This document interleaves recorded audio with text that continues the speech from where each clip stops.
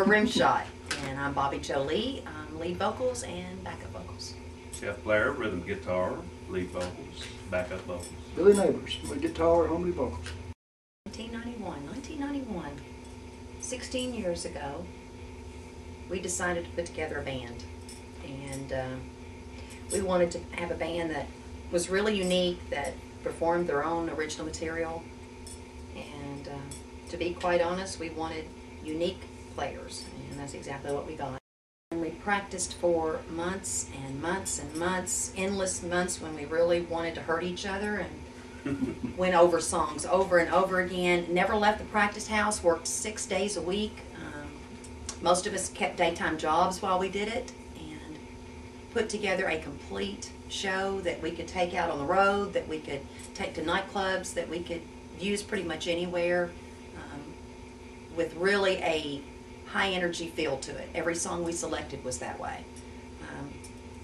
And we did our first show on Russellville Road next to Kentucky Music. That's right. Forgot the name of the venue. Can't even remember the name of it. It didn't last very long, matter of fact. No, it wasn't open for very long, but I know I was nervous, scared to death, didn't know what we were going to come up with. But we started a fan base from that one show that has lasted for years. We honestly have people to this day who still come to every RhymShot show, and they were at that first one. Yeah. After that, we kind of started playing some of the clubs in town. I know we played the Limit Club. Mm-hmm. Hojo's was the big one. We were there for how many months? A long time. Yeah, a long Probably time. almost a year. Yeah, and built up a really big fan base there. Yes, we did. The first ones were cover songs. My favorite one you did was the Restless Heart. We tried to pick songs, I think, that at that time weren't being played to death.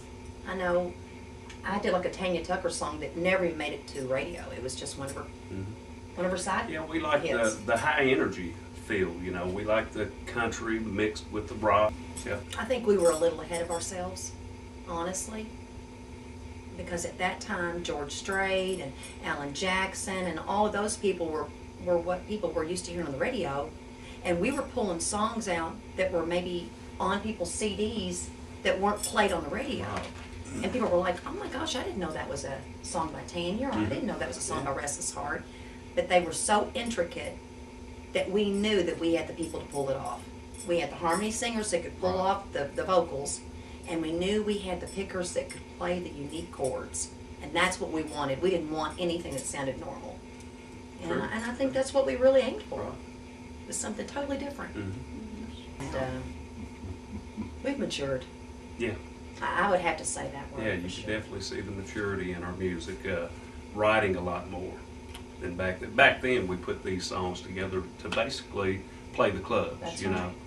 And now, you know, we're not so focused on just playing the clubs. We're, you know, trying to get a record deal. Yeah. I think we have something to say. We grew up together. We literally grew up together. We are family, and I think that's what keeps us together, is because we really do care about each other.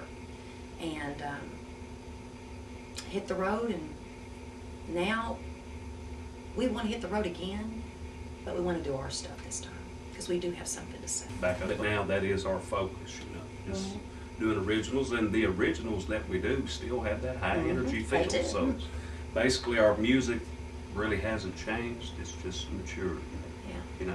RhymShot. From Fort Lauderdale to Baltimore, Maryland. That's right. And all points in between. Yeah. yeah, actually our booking agent was Box Office Promotions. It was Terry Jennings, Waylon's first son. And actually we were one of the most requested acts, you know, through them. And We had MCA, wasn't it? Was that who it was that was interested? yeah. But if a club owner, and we played big clubs, when we hit the road, we knew we had to have good money to keep all of us out there for quite a while. And so they would book us at places where they knew major acts were going to be doing concerts. And we were usually we're the professional openers. Yeah. You know, I mean, we know how to go in and get a show going and get a great response going for the artist. And when we would go out there, I mean, they would put us in clubs where there was going to be a major act going, and that's what we did. We know how to get her done. I think about 5 years into everything, I mean, we were tired. We had played the road. We had done everything we thought a band needed to do. Mm-hmm. You know, we went in and cut other people's songs. Mm-hmm. You know, we did everything except the thing we should have done, which was write what we do. Write our songs. Tell what we've got to say. And we didn't do that. Mm-hmm. I think that was our big, big mistake. Besides the fact that we were really ahead of ourselves. I mean, we had several record labels that came to see us who thought, you know, they're very, very good, but they're just too rock. They're just not country. But now that once Shania and all those people came out, it just opened the door for everybody. I mean, what is country now? Right. Country is basically rock and roll. It is. You know, look at the Eagles. Yeah. They are now country. yeah. I mean, you got Bon Jovi on the CMAs. Yeah. Even Stewart. Yeah. Yeah. And I mean, in the early '90s, you know, that really wasn't the going thing. No, you it know, we wasn't. was a little too rocky for that era. I mean, it was the Garth and George Yeah. and all that stuff, and we were just way ahead. And you know, I think we just got burnt out. I think we got tired of trying, and I think we tried to do it for a living. And I know I personally just really got burnt out on it.